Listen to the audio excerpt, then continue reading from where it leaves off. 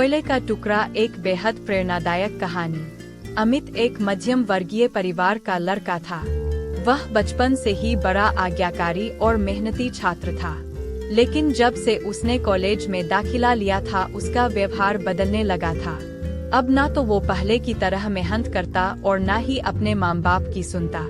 यहाँ तक कि वो घर वालों से झूठ बोलकर पैसे भी लेने लगा था। उसका बदला हुआ आचरण सभी के लिए चिंता का विषय था।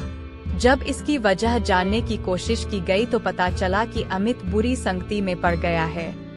कॉलेज में उसके कुछ ऐसे मित्र बन गए हैं जो फिजूल खर्ची करने, सिनेमा देखने और धूम्रपान करने के आदी है। पता चलते ही सभी ने अमित को ऐसी दोस्ती छोड़ पढ़ाई लिखाई पर ध्यान देने को कहा, पर अमित का इन बातों से कोई असर नहीं पड़ता।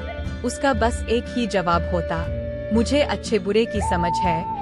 मैं भले ही ऐसे लड़कों के साथ रहता हूँ पर मुझ पर उनका कोई असर नहीं होता। दिन ऐसे ही बीतते गए और धीरे धीरे परीक्षा के दिन आ गए। अमित ने परीक्षा से ठीक पहले कुछ मेहनत की पर वो पर्याप्त नहीं थी। वह एक विषय में फेल हो गया। हमेशा अच्छे नंबरों से पास होने वाले अमित के लिए ये किसी जोरदार झटके से कम नहीं था। वह बिल्कुल टूट सा गया। अब ना तो वह घर से निकलता और ना ही किसी से बात करता। बस दिन रात अपने कमरे में पड़े कुछ सोचता रहता। उसकी यह स्थिति देख परिवारजन और भी चिंता में पड़ गए। सभी ने उसे पिछला रिजल्ट भूल आगे से मेहनत करने की सलाह दी, पर अमित को तो मानो सांप सूना चुका था। फेल होने के दुख से वो उबर नहीं पा रहा था। जब ये बात अमित के पिछले स्कूल के प्रिंसिपल को पता चली तो उन्हें यकीन नहीं हुआ।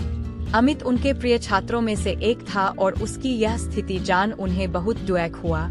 उन्होंने निश्चय किया कि वो अमित को इस स्थिति से जरूर निकालेंगे। इसी प्रयोजन से उन्होंने एक दिन अमित को अपने घर बुलाया। प्रिंसिपल साहब बाहर बैठे अंगीठी ताप रहे थे। अमित उनके बगल में बैठ गया।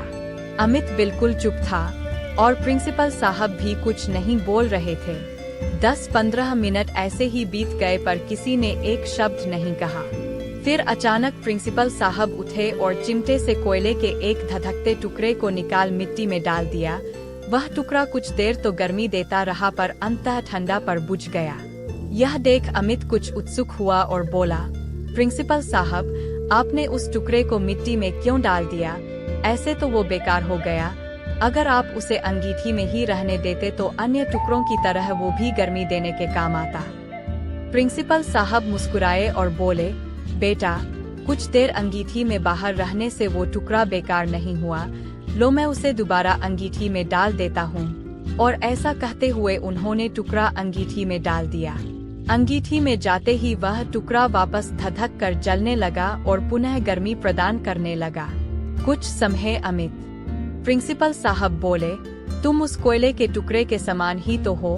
पहले जब तुम अच्छी संगति में रहते थे, मेहनत करते थे, माता पिता का कहना मानते थे तो अच्छे नंबरों से पास होते थे। पर जैसे वो टुकड़ा कुछ देर के लिए मिट्टी में चला गया और बुझ गया, तुम भी गलत संगति में पड़ गए और परिणाम स्वरूप फेल हो गए। पर यहाँ जरूरी बात यह है कि एक बार फेल होने से तुम्हारे अंदर के वो सारे गुण समाप्त नहीं हो गए। जैसे कोयले का वो टुकड़ा कुछ देर मिट्टी में पड़े होने के बावजूद बेकार नहीं हुआ और अंगीठी में वापस डालने पर धधक कर जल उठा, ठीक उसी तरह तुम भी वापस अच्छी संगति में जाकर मेहनत कर एक बार फिर मेधावी छात्रों की श्रेणी में आ सकते हो। याद रखो, मनुष्य ईश्वर की बनाई सर्वश्रेष्ठ कृति है।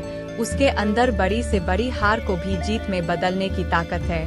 उस ताकत को पहचानो, उसकी दी हुई असीम शक्तियों का प्रयोग करो और इस जीवन को सार्थक बनाओ। अमित समझ चुका था कि उसे क्या करना है।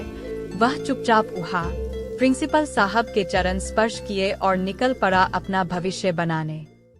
यह छोटी सी कहानी पसंद आई हो तो लाइक, सब्सक्राइब और शेयर जरूर कीजिए और हाँ, बेल आइकन को जरूर प्रेस कीजिए।